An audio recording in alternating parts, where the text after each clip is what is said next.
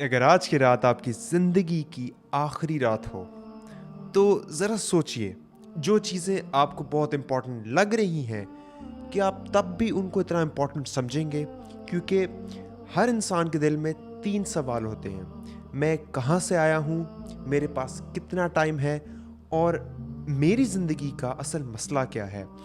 آج ہم بیسکلی ان سوالوں پر توجہ دیں گے and we're gonna find our solution، اور ہم سوچتے ہیں ان کو کس طرح سالو کیا جائے۔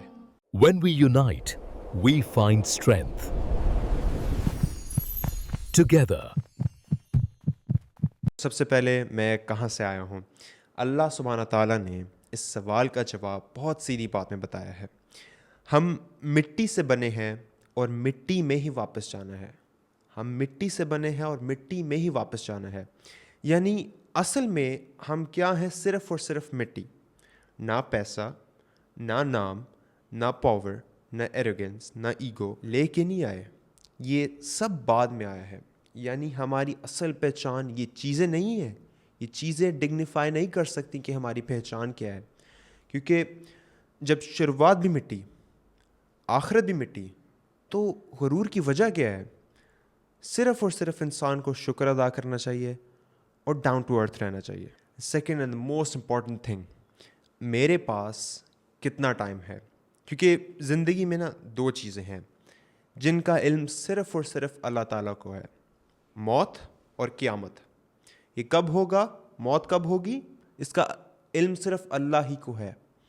قیامت کب آئے گی، دا ڈے آف ججمنٹ، اس کا علم بھی اللہ کو ہے۔ اور کیونکہ ہمیں دونوں کا نہیں پتہ، تو آخر یہ کیوں کہ یہ میں بعد میں کر لوں گا، نماز میں بعد میں پڑھ لوں گا، چلو قرآن کل سے پڑھنا شروع کرتے ہیں، مسجد چلو اگلے جمعے کو چلے جائیں گے، اگلے فرائیڈے کو ہم جمعے کی نماز پڑھ لیں گے۔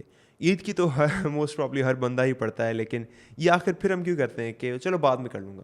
کیونکہ جب انسان سوتا ہے نا، اس کی روح ضبط کر لی جاتی ہے، واپس عرش میں جاتی ہے، اور پھر اللہ کی اجازت سے وہ روح واپس آتی ہے اگر اللہ نے چاہا تو اگر آپ نے کبھی بھی کہنا ہے چلو یہ میں بعد میں کر لوں گا، آپ انشاءاللہ ضرور کہیں، انشاءاللہ اگر اللہ نے چاہا تو میں یہ کل کر لوں گا۔ لیکن پھر بھی ایک اور بات آ جاتی ہے کہ کل ہی یوں کرنا ہے۔ اگر آپ نے نمازیں پڑھنا شروع کرنی، آج سے پڑھیں، ابھی سے پڑھیں۔ اگر ابھی ظہر کا ٹائم ہے، آپ جا کے ظہر کی نماز پڑھیں، جہاں بھی ہیں، جس دنیا کے پارٹ میں آپ ویڈیو دیکھ رہے ہیں، آپ جا کے نماز پڑھیں، کیونکہ کل انسان کا کبھی بھی گارنٹی نہیں ہے۔ آپ کو کسی نے لکھ کے نہیں دیا کہ کل آپ زندہ ہوں گے یا نہیں، تو اس کا مطلب یہ کہ ہم جو موت کا ڈر ہے وہ ہم بھول چکے ہیں۔ کیونکہ ایک مرتبہ ایک صحابی آپ صلی اللہ علیہ وسلم کے پاس آئے، تو انہوں نے دیکھا ہمارے پیارے نبی کھجور کے جو پتے ہوتے ہیں ان سے بنے ہوئے بستر پہ لیٹے ہوئے تھے، تو اس کی وجہ سے ان کی کمر مبارک پہ اس کے نشان آ گئے۔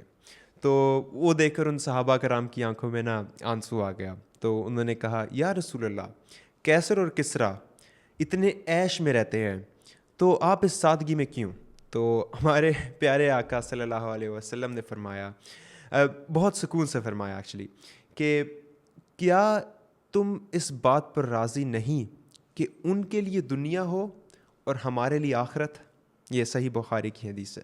تو اصل مسئلہ کیا ہے؟ اصل مسئلہ یہ نہیں کہ ہمارے پاس وقت کم ہے، اصل مسئلہ یہ ہے کہ ہم موت کو بھول چکے ہیں۔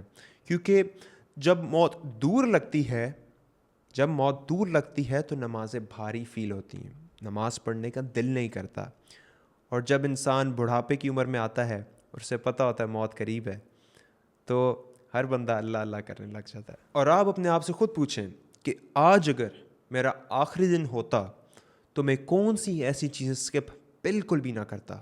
آپ اپنے آپ سے پوچھیں کہ میں کون سا ایسا کام بے وجہ ڈیلے کر رہا ہوں جس کی وجہ سے میری آخرت اچھی ہو سکتی ہے۔ اور اپنے آپ سے تیسرا سوال پوچھیں کہ اگر یہ آج میرا آخری سال ہو زندگی کا تو میں کیا چیزیں چھوڑ دوں گا اور کیا چیزیں شروع کر دوں گا۔ ایک چھوٹا سا ریمائنڈر تھا، بائی لائٹ آف صراط، کیونکہ بات سننا آسان ہے، عمل کرنا مشکل ہے، تو بہتر ہے آپ آج سے ہی عمل کرنا شروع کریں۔ جزاک اللہ خیر۔